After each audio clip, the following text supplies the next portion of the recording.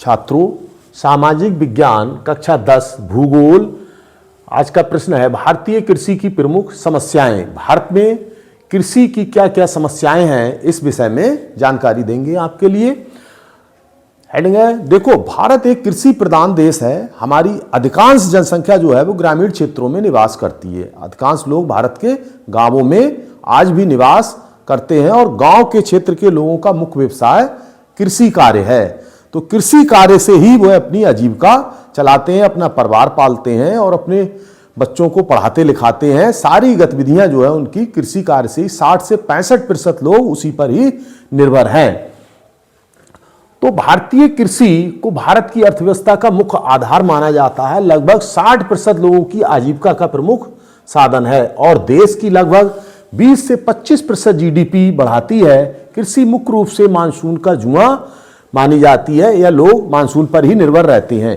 ये छोटे व मध्यम किसानों द्वारा विभिन्न प्रकार की फसलें उगाने वाली श्रम प्रधान गतिविधि है। श्रम प्रधान गतिविधि, ये छोटे व मध्यम किसानों के लिए श्रम प्रधान गतिविधि है। लेकिन ये कार्य तो है।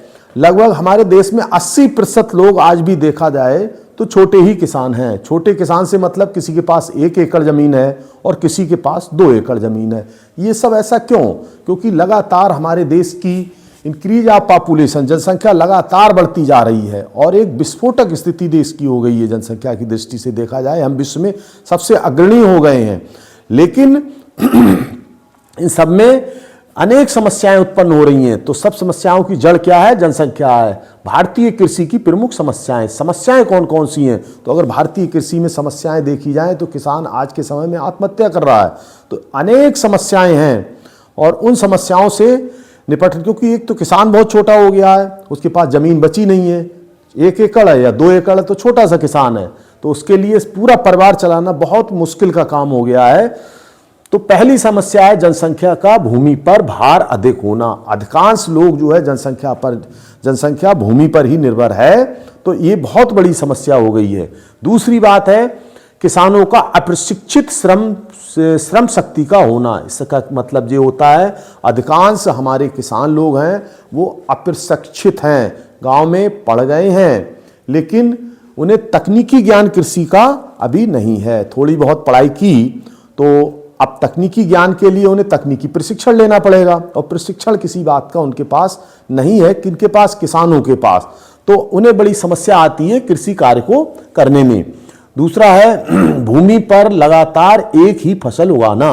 अब जमीन पर एक ही फसल कृषि कार्य में उगाएंगे, लगातार एक फसल बोते रहेंगे तो क्या होता है, उसकी जमीन की उर्वरा शक्ति कम हो जाती है, उपजाऊ क्षमता कम हो जाती है। ऐसी स्थिति में वहां पर फसल कम उगेगी, उत्पादन कम होगा। तो उत्पादन बढ़ाने के लिए हमें जैविक खादों का उपयोग करना पड़ेगा।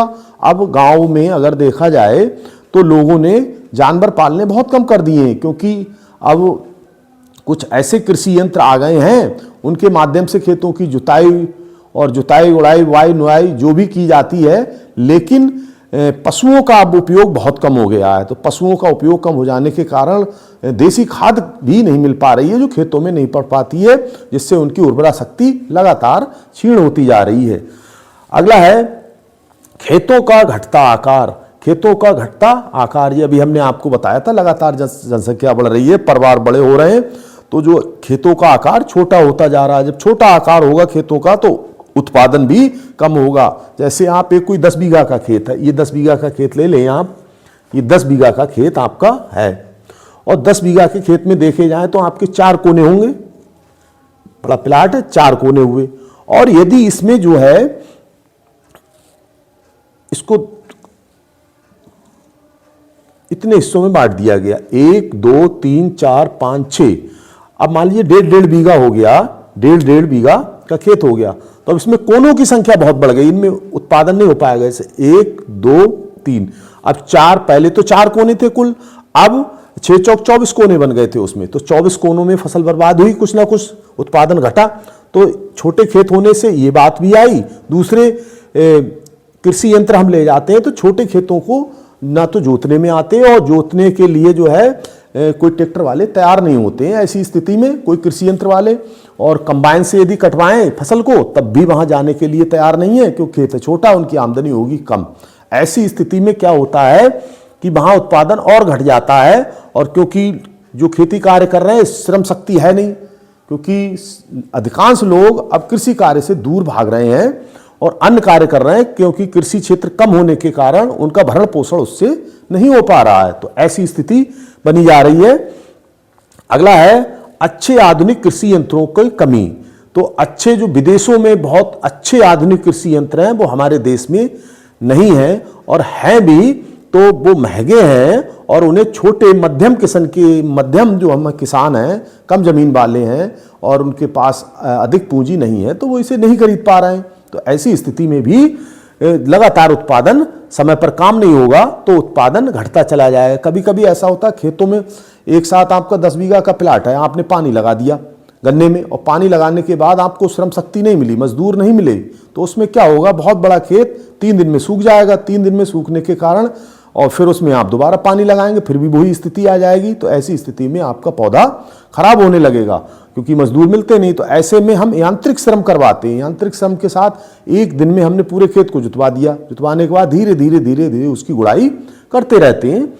तो अगला है शोधित व उत्तम बीजों का अभाव पाया जाना। शोधित जो वैज्ञानिक शोधशालाएं हैं उसमें शोधित व उत्तम बीज, अच्छे बीजों का अभाव है आज, क्योंकि अब महंगाई इतनी हो गई है, बीज इतने महंगे हैं, तो लोग बीज खरीदते तो हैं लेकिन कम मात्रा में खरीद पाते हैं, और अपना घर का जो पुराना बीज होता है आप बो देते हैं, जिससे उत्पादन उसका घट जाता है। लेकिन बाजार से जो बीज खरीदते हैं उसकी भी कोई गारंटी नहीं है। इतनी मिलावटखोरी हो रही है कि बीजों का जो है ना बहुत मिलावट वाला धंधा चल रहा है, जिससे उत्पादन और घट जाता है। कोई विश्वास नहीं है। व्यक्ति इस बार ले गया बीज, बाजार से ले जाके उसने बोया, पता लगी उसका उत्पादन और कम हो गया किसी कारण, क्योंकि बीज जो है खराब निकल गया था। तो ऐसी भी स्थिति आ जाती है।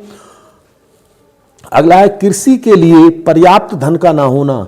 किसानों के पास कम जमीन होने के कारण आमदनी कम है तो उनके पास, अच्छा खेती तो एक ऐसा हो गया है कि उसमें बहुत पैसा लगभग 50 से 60% उसमें जो लगाना पड़ता है, तो इसके बाद उससे प्राप्त होता है।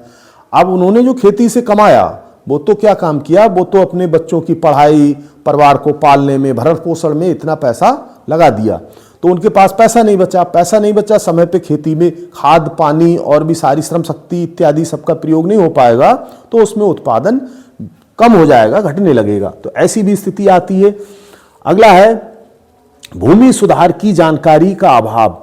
अब हमारे देश में अनेक जो हैं शोधशालाएं हैं कि मिट्टी की जांच कराएं, अपने खेत की मिट्टी उठा के 2-3 जगह की ले जाएं, और भू परीक्षण केंद्र हैं जिले में बने हुए, उन पे जाके जांच कराएं।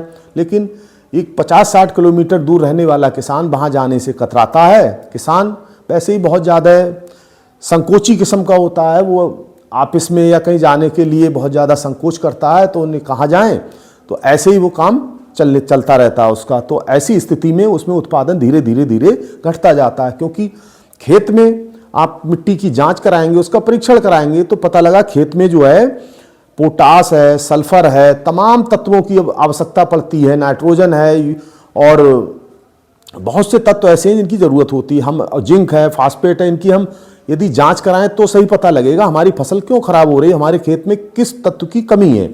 लेकिन हम जांच नहीं कराते हैं, अपनी अंदाज से उसमें लगाते रहते हैं। दुकानदार जैसी बता देता है, क्यों, वो अपनी आमदनी के उद्देश्य से बताता है, 3-4 चीज़ें फालतू बता देता है। चाहिए तो उसमें हमें पोटास, हम उसमें लगा रहे हैं यूरिया, की फसल पीली हो गई, ये काली हो जाएगी, लेकिन उसकी जो पौधे की ग्रोथ है, जो पौधे की पावर है, शक्ति है, वो नहीं बढ़ पाएगी। तना ऐसे ही कमजोर रह जाएगा, काला तो पड़ जाएगा यूरिया से, लेकिन उसमें उत्पादन और लगातार घटता रहेगा। तो ऐसी भी हमारे देश में स्थितियां हैं।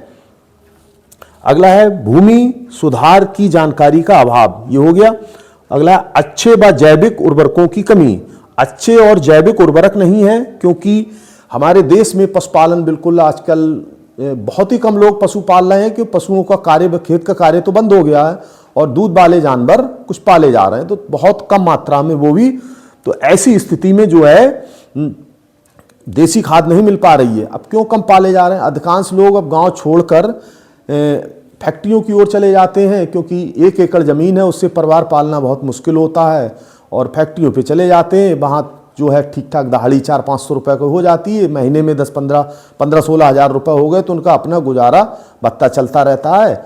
और ऐसी स्थिति में ये भी समस्या, विकट समस्या पैदा हो गई है। और अत्यधिक मृदा अपरदन, अब अत्यधिक मृदा अपरदन से मतलब जो मिट्टी का कटाव बहुत अधिक हो रहा है, क्योंकि मिट्टी, अगर हमने खेत को खुला छोड़ दिया तो भी उपजाऊ मिट्टी बह जाती है, बारिश से उपजाऊ मिट्टी बह जाती है, पशुओं जानवरों के इत्यादि से भी मिट्टी कट जाती है। तो ऐसी स्थिति में भी क्या होता है कि मिट्टी के कट जाने से जो उर्वरा शक्ति ऊपर की होती है वो नष्ट हो जाती है, मिट्टी, उपजाऊ मिट्टी बह जाती है। तो ऐसी स्थिति में भी उत्पादन कम होता है। और अगला है आवारा पशुओं की समस्या। ये हमारे देश में अब विकट विकराल समस्या रूप धारण कर चुकी है, क्योंकि आवारा पशु इतने हो गए हैं कि लोगों के खेत, किसी किसान बेचारे ने अपना खेत में फसल लगाई, अपने खेत को किसी तरह से उगाया और खेत में इतना नुकसान होता चला जा रहा है तो उसका मन खराब हो जाता है, क्योंकि हमारा आवारा पशु हैं, वो इधर उधर घूम रहे हैं। हो सकता है कागजों में लोगों ने दिखा दिए कि यहाँ जे गौशालाएँ हैं, वहाँ हैं, लोग ले जाते हैं, पकड़ के वहाँ करे आते हैं, पता लगी थोड़े दिन बाद फिर वो लोग छोड़ देते हैं। कुछ क्या करते हैं कि वो तो रोडों पे ही पशु दिखाई देते हैं, खेतों में बहुत ज़्यादा नुकसान होता है। ऐसी स्थिति में भी किसान बहुत परेशान हो रहा है। तो ये तो सब है हमारी भारतीय कृषि की समस्याएं। किसान के आगे समस्याएं ही समस्याएं हैं और बहुत ज़्यादा परेशान है किसान, क्योंकि उसकी फसलों का जो है उत्पादन का सही मूल्य नहीं मिल पा रहा है। ऐसी स्थिति में ये प्रश्न आपका जो है परीक्षा में अनिवार्य रूप से आएगा और इस प्रश्न को तैयार कर लें। इसमें कोई समस्या हो तो आप कमेंट करें। और ये प्रश्न जो है इसमें ऐसे करेंगे, आप इसको तो लिखेंगे, लिखने के बाद इसमें हेडिंग डाल देंगे भारतीय कृषि, कृषि के बारे में थोड़ा सा लिख देंगे जी आप इधर देख रहे हैं। और इसके बाद क्या करेंगे, भारतीय कृषि की प्रमुख समस्याएं। समस्याओं में हमने 11 समस्याएं आपको बताई हैं। ये सारी समस्याएं आप एक हेडिंग डाल देंगे, नंबर 1, उसमें 4-5 जो है लाइनें, जैसा कि हमने समझाया है उसी आधार पर आप अपनी बातों को लिख देंगे। क्योंकि बड़े प्रश्न जो होते हैं और ये खेती से जुड़े हुए हैं और हम ज़्यादातर लोग किसान हैं, तो खेती की बातें अपने शब्दों में आराम से लिख सकते हैं। दूसरे 4-5 लाइनें लिखेंगे और ये हमारे हो गए 11 पॉइंट। एक में हमने 4 लाइनें लिखी तो कितनी हो गई,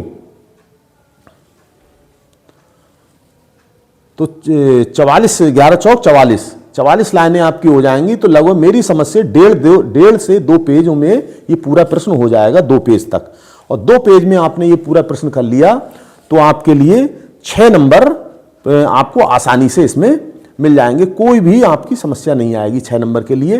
तो ऐसा है, आप इस प्रश्न को अच्छे से तैयार कर लें। बहुत आसान प्रश्न है, अपनी भाषा में इसको बहुत ठीक से लिखा जा सकता है। कहीं कोई समस्या आ रही हो तो आप कमेंट करें और हम इसे दोबारा समझाने का प्रयास करेंगे। मुझे नहीं लगता कि दोबारा इसमें समझाने की आवश्यकता पड़ेगी। आप 1 बार 2 बार 3 बार देखें तो अपनी भाषा में इसे लिख, कोई ज़रूरी नहीं जैसा मैंने समझा, आप अपने शब्द बनाने की कोशिश करो और हेडिंग इसका उपयोग कर लो तो आप बहुत अच्छे से लिख सकते हो। और बस आज के लिए इतना ही। वीडियो को लाइक करें, सब्सक्राइब करें चैनल को, और आज के लिए बस इतना ही। धन्यवाद।